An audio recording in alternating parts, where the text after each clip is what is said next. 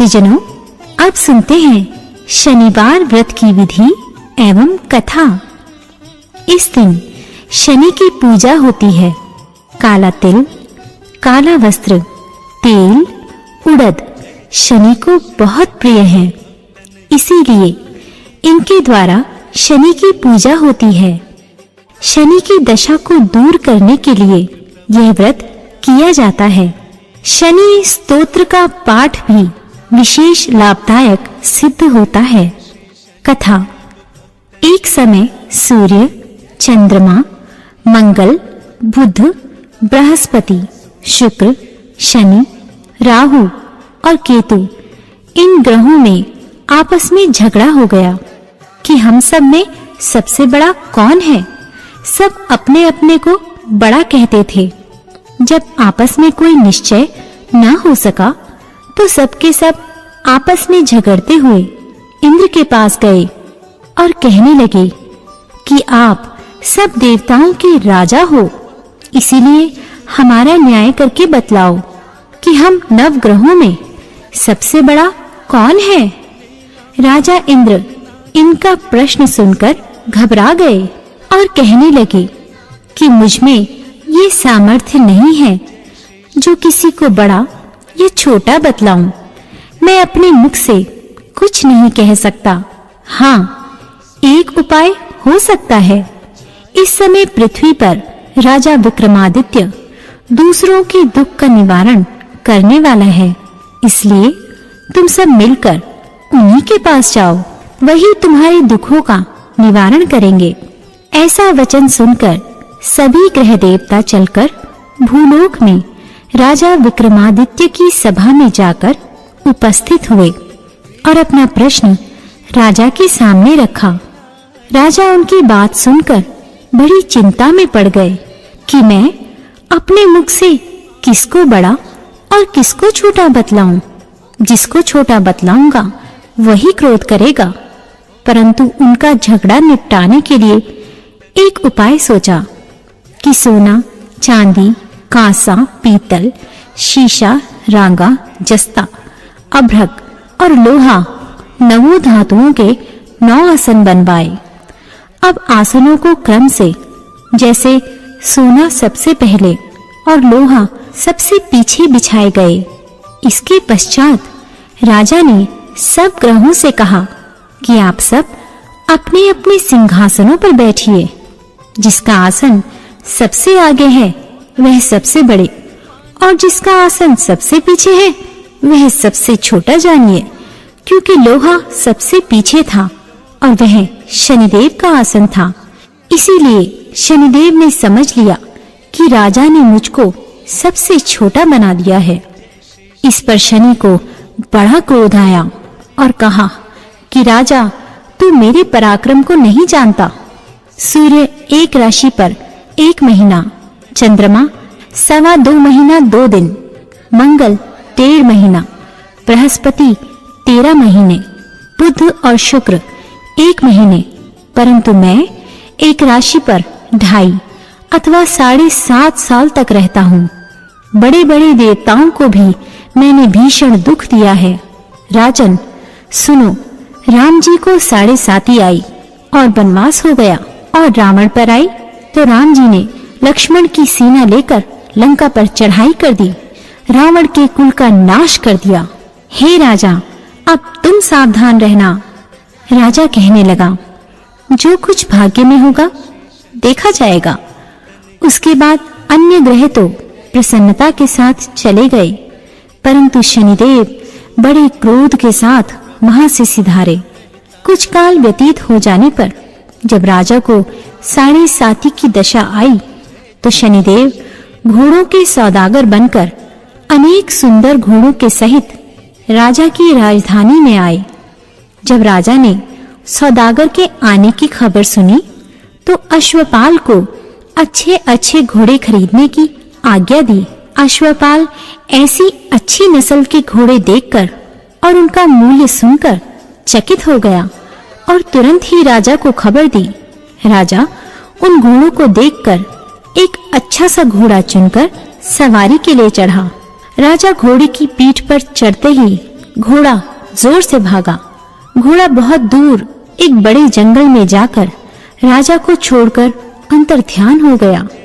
इसके बाद राजा अकेला जंगल में भटकता फिरता रहा।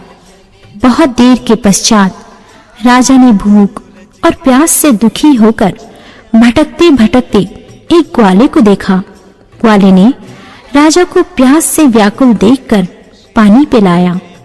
राजा की उंगली में एक अंगूठी थी, उसे निकालकर प्रसन्नता के साथ ग्वाले को दे दी और शहर की ओर चल पड़ा। राजा शहर में पहुंचकर एक सेठ की दुकान पर जाकर बैठ गया और अपने आप को उज्जैन का रहने वाला तथा अपना नाम वीका बतलाया।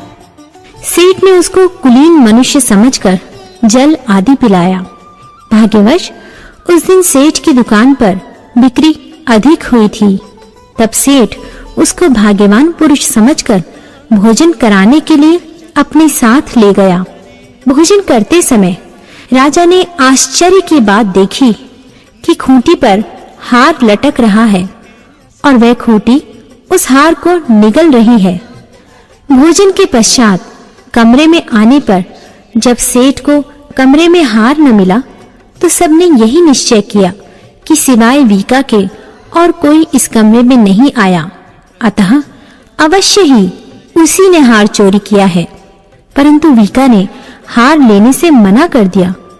इस पर 5-7 आदमी इकट्ठे होकर उसको फौजदार के पास ले गए।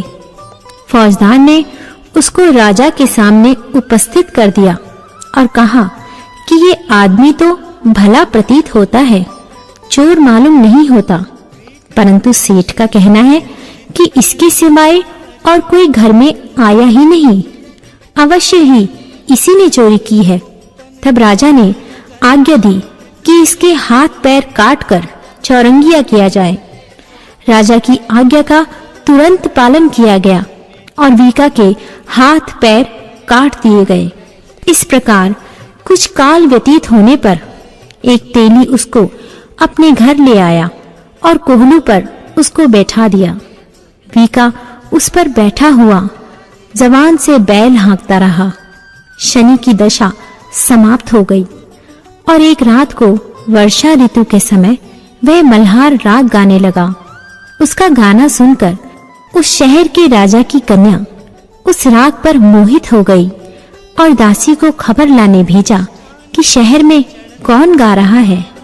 दासी सारे शहर में फिरती फिरती क्या देखती है कि तेली के घर में चौरंगिया राग गा रहा है। दासी ने महल में आकर राजकुमारी को सब वृतांत सुना दिया। बस उसी क्षण राजकुमारी ने अपने मन में ये प्रण कर लिया कि चाहे कुछ हो, मैंने इस चौरंगिया के साथ विवाह करना है। प्रातःकाल होते ही जब दासी ने राजकुमारी को जगाना चाहा तो राजकुमारी अनशन व्रत लेकर पड़ी रही। तब दासी ने रानी के पास जाकर राजकुमारी के न उठने का वृतांत कहा। रानी ने तुरंत ही वहां आकर राजकुमारी को जगाया और उसके दुख का कारण पूछा। तो राजकुमारी ने कहा कि माताजी, मैंने यह प्रण कर लिया है कि तेली के घर में जो चौरंगिया है उसी के साथ विवाह करूंगी। माता ने कहा, पगली, यह क्या बात कह रही है? तुझको किसी देश के राजा के साथ परणाया जाएगा। कन्या कहने लगी कि माताजी, मैं अपना प्रण कभी नहीं तोड़ूंगी। माता ने चिंतित होकर यह बात राजा को बताई। तब महाराज ने भी आकर यह समझाया कि मैं अभी देश देशांतर में अपने दूत भेजकर सुयोग्य, रूपवान एवं बड़े से बड़े गुणी राजकुमार के साथ तुम्हारा विवाह करूंगा। ऐसी बात तुमको कभी नहीं विचारनी चाहिए। कन्या ने कहा, पिताजी, मैं अपने प्राण त्याग दूंगी, परंतु दूसरे से विवाह नहीं करूंगी। इतना सुनकर राजा ने क्रोध से कहा, यदि तेरे भाग्य में ऐसा ही लिखा है तो जैसी तेरी इच्छा हो वैसा ही कर। राजा ने तेली को बुलाकर कहा कि तेरे घर में जो चौरंगिया है उसके साथ मैं अपनी कन्या का विवाह करना चाहता हूँ। तेली ने कहा कि ये कैसे हो सकता है? कहाँ आप हमारे राजा और कहाँ मैं एक नीच तेली? परंतु राजा ने कहा कि भाग्य लिखे को कोई नहीं टाल सकता, अपने घर जाकर विवाह की तैयारी करो।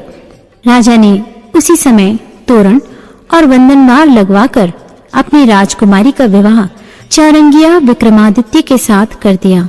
रात्रि को जब विक्रमादित्य और राजकुमारी महल में सोए तो आधी रात के समय शनिदेव ने विक्रमादित्य को स्वप्न दिया कि राजा कहो, मुझको छोटा बतलाकर तुमने कितना दुख उठाया। राजा ने क्षमा मांगी। शनिदेव ने प्रसन्न होकर विक्रमादित्य को हाथ पैर दिए। तब राजा ने कहा, महाराज, मेरी प्रार्थना स्वीकार करें कि जैसा दुख आपने मुझे दिया है ऐसा और किसी को न दें। शनिदेव ने कहा कि तुम्हारी प्रार्थना स्वीकार है। जो मनुष्य मेरी कथा सुनेगा या कहेगा उसको मेरी दशा में भी कभी किसी प्रकार का दुख नहीं होगा, और जो नित्य ही मेरा ध्यान करेगा या चींटियों को आटा डालेगा उसके सब मनोरथ पूर्ण होंगे। इतना कहकर शनिदेव अपने धाम को चले गए। राजकुमारी की आंख खुली और उसने राजा के हाथ पांव देखे तो आश्चर्य को प्राप्त हुई। उसको देखकर राजा ने अपना समस्त हाल कहा कि मैं उज्जैन का राजा विक्रमादित्य हूँ। यह सुनकर राजकुमारी अत्यंत प्रसन्न हुई। प्रातःकाल राजकुमारी से उसकी सखियों ने पूछा तो उसने अपने पति का समस्त वृतांत कह सुनाया। तब सबने प्रसन्नता प्रकट की और कहा कि ईश्वर ने आपकी मनोकामना पूर्ण कर दी। जब उस सेठ ने यह सुना तो वह विक्रमादित्य के पास आया और राजा विक्रमादित्य के पैरों पर गिरकर क्षमा मांगने लगा कि मैंने आप पर चोरी का झूठा दोष लगाया, अतः आप मुझको जो चाहे दंड दें। राजा ने कहा, मुझ पर शनिदेव का कोप था, इसी कारण यह सब दुख मुझको प्राप्त हुआ। इसमें तुम्हारा कोई दोष नहीं, तुम अपने घर जाकर अपना कार्य करो। सेठ बोला कि मुझे तभी शांति होगी जब आप मेरे घर चलकर प्रीतिपूर्वक भोजन करेंगे। राजा ने कहा, जैसी आपकी मर्जी हो वैसा ही करें। सेठ ने अपने घर जाकर अनेक प्रकार के सुंदर भोजन बनवाए और राजा विक्रमादित्य को प्रीति भोज दिया। जिस समय राजा भोजन कर रहे थे, एक अत्यंत आश्चर्य की बात सबको दिखाई दी। जो खूंटी पहले हार निकल गई थी वह अब हार उगल रही है। जब भोजन समाप्त हो गया तो सेठ ने हाथ जोड़कर बहुत सी मोहरे राजा को भेंट की और कहा कि मेरे श्री कंवर नामक एक कन्या है, उसका पाणी ग्रहण आप करें। इसके बाद सेठ ने अपनी कन्या का विवाह राजा के साथ कर दिया और बहुत सा दान दहेज आदि दिया। इस प्रकार कुछ दिनों तक वहां निवास करने के पश्चात विक्रमादित्य ने शहर के राजा से कहा कि अब मेरी उज्जैन जाने की इच्छा है। फिर कुछ दिन के बाद विदा लेकर राजकुमारी मनभावनी, सेठ की कन्या श्री कंवरी तथा दोनों जगह के दहेज में प्राप्त अनेक दास, दासी, रथ और पालकियों से सहित विक्रमादित्य उज्जैन की तरफ चले। जब शहर के निकट पहुंचे और प्रवासियों ने राजा के आने का संवाद सुना तो समस्त उज्जैन की प्रजा आगवानी के लिए गई। तब बड़ी प्रसन्नता से राजा अपने महल में पधारे। सारे शहर में बड़ा भारी महोत्सव मनाया गया और रात्रि को दीपमाला की गई। दूसरे दिन राजा ने शहर में यह सूचना कराई कि शनिश्चर देवता सभी ग्रहों में सर्वोपरि हैं। मैंने उनको छोटा बतलाया, इसी से मुझको यह दुख प्राप्त हुआ। इस कारण सारे शहर में सदा शनिश्चर की पूजा और कथा होने लगी। राजा और प्रजा अनेक प्रकार के सुख भोगती रही। जो कोई शनिश्चर की इस कथा को पढ़ता या सुनता है, शनिदेव की कृपा से सब दुख दूर होते हैं। शनिवार की कथा को व्रत के दिन अवश्य पढ़ना चाहिए।